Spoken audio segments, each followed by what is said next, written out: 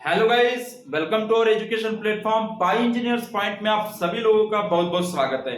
चलिए आगे का आज लेक्चर जो है हमारा टॉपिक जो होगा बेटा वो है पैरेललोग्राम थ्योरम। इसकी हेल्प से हम रिजल्टेंट फोर्स फाइंड आउट करेंगे। बड़ा सिंपल तरीका होता है बेटा इस पैरेललोग्राम थ्योरम से रिजल्टेंट फोर्स कैलकुलेट करना। दो फोर्सेस के लिए होता है, जब आपके पॉइंट के ऊपर दो फोर्स काम कर रहे हो तो आप रिजल्टेंट फोर्स कैसे निकालेंगे, इसके लिए सिंपल सा फार्मूला है, थ्योरम दिया गया है। तो देखिए कैसे होगा। कंडीशन ये है कि आपका पॉइंट होगा ओरिजिन पॉइंट, यहां से दो फोर्स होके गुजरना चाहिए, है ना। एक ही पॉइंट से उनके लाइन ऑफ एक्शन गुजरना चाहिए। ये मान लो P फोर्स है, assume P force and this is your Q force. दोनों फोर्सेस के लाइन ऑफ एक्शन इस O पॉइंट से होके गुजर रही है। आपको बताया था लाइन ऑफ एक्शन को आप आगे तक बढ़ा सकते हैं, कितना भी बढ़ा सकते हैं ना, इसको भी आगे तक आप ऐसे बढ़ा सकते हैं। अंडरस्टैंड? ओके। पीछे भी बढ़ा सकते हैं ऐसे, लेकिन डायरेक्शन जो होगा फोर्स का वही रहेगा। तो इस पॉइंट पे आके मीट कर रहे हैं। जैसे ही आप लोगों ने बोला कि पैरेललोग्राम थ्योरम है तो आपको पैरेललोग्राम ड्रॉ करना है। तो देखिए पैरेललोग्राम कैसे ड्रॉ होगा। इसके पैरेलल एक लाइन में यहां पे ड्रॉ कर रहा हूं, ध्यान दीजिएगा। एक लाइन मैंने क्या किया, यहां पे ड्रॉ कर दिया, ड्रॉ कर दिया। ये यहां से यहां तक जो फोर्स है, यहां से यहां तक जो फोर्स है, ये मेरा P है बेटा। कितना है? P फोर्स है। मैं वैल्यू ले लिया हूं किसके ऊपर? स्केल के ऊपर, है ना। और यहां से यहां तक जो फोर्स है ये मेरा Q फोर्स है, ठीक है। और ये मेरा ड्रॉ हो गया क्या? पैरेललोग्राम ड्रॉ हो गया, ठीक है। बड़ा सिंपल है, कोई दिक्कत नहीं है।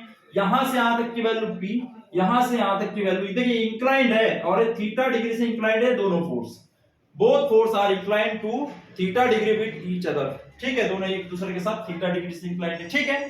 तो ये P है तो ये भी P होगा, डेफिनेटली P होगा, है ना। इसको हम यहाँ पे P वेक्टर से डिनोट कर दें, कोई दिक्कत नहीं, या P से कर दें, कोई दिक्कत नहीं, ठीक है। इसको हम Q से डिनोट कर रहे हैं ऐसे, तो बढ़िया रहेगा। ये Q हो गया, ये आपका P हो गया, ठीक है।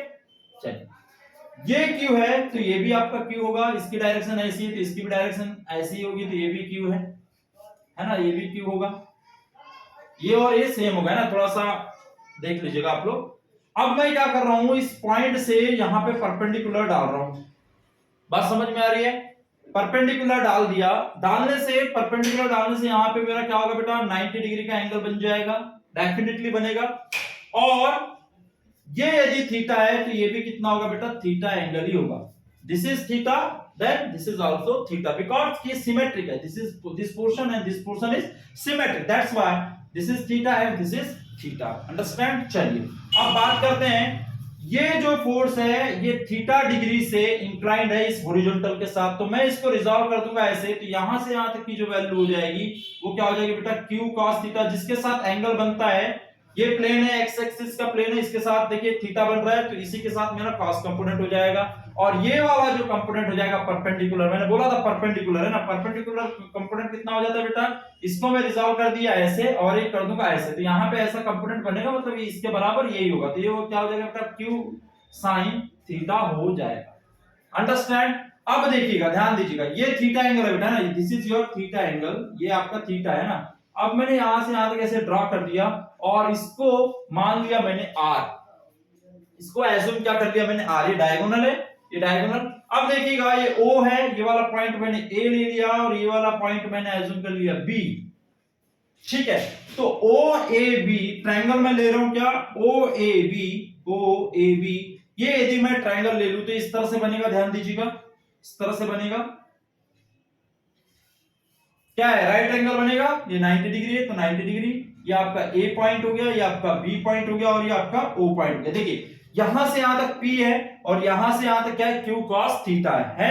तो दोनों को जोड़ दूंगा तो यहां पे क्या हो जाएगा बेटा? P plus Q cos theta आ जाएगा। आएगा या नहीं आएगा? आएगा, ठीक है। और ये जो वैल्यू है, ये वैल्यू कितनी है बेटा? ये देखिए, ये है Q sin थीटा। कितना है बेटा? Q sin theta. Q sin theta हो गया। और ये वैल्यू है मेरी किसकी? R वेक्टर की, है ना। या R रिजल्टेंट जो फोर्स होगा ये R है, ठीक है। चलिए अब मैं क्या करूं, इसमें पाइथागोरस रूल लगा सकता हूं, है ना। पर हाइपोटेनियस ये हो जाएगा, है ना। एंगल ये वाला कितना बेटा? ये वाला एंगल ले लेता हूं मैं अल्फा, ये वाला एंगल ले लेता हूं अल्फा, तो ये वाला एंगल कितना हो जाएगा? अल्फा। अल्फा के साथ एंगल बना है ना, अल्फा के साथ R का एंगल बना हुआ है। तो ध्यान दीजिएगा, ये हो जाएगा बेस और ये हो जाएगा परपेंडिकुलर। तो बाय यूजिंग पाइथागोरस थ्योरम, है ना, बाय पाइथागोरस थ्योरम,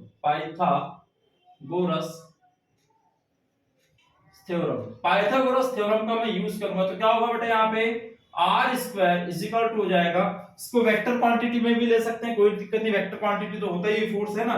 तो क्या हो जाएगा बेटा यहाँ पे P plus Q cos theta का स्क्वायर प्लस क्या हो जाएगा बेटा Q साइन थीटा का स्क्वायर, Q साइन थीटा का होल स्क्वायर हो जाएगा, बेस का स्क्वायर प्लस हाइपोटेनियस का बेस प्लस परपेंडिकुलर का स्क्वायर हो जाएगा ना, और ये आपका हाइपोटेनियस बेस परपेंडिकुलर।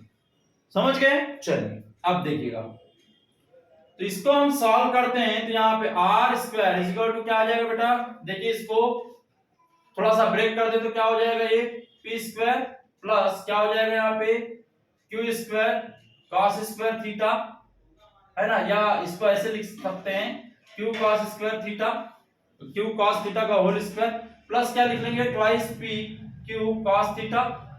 इसको मैंने एक्सपांड कर दिया तो इस तरह से लिख सकते हैं।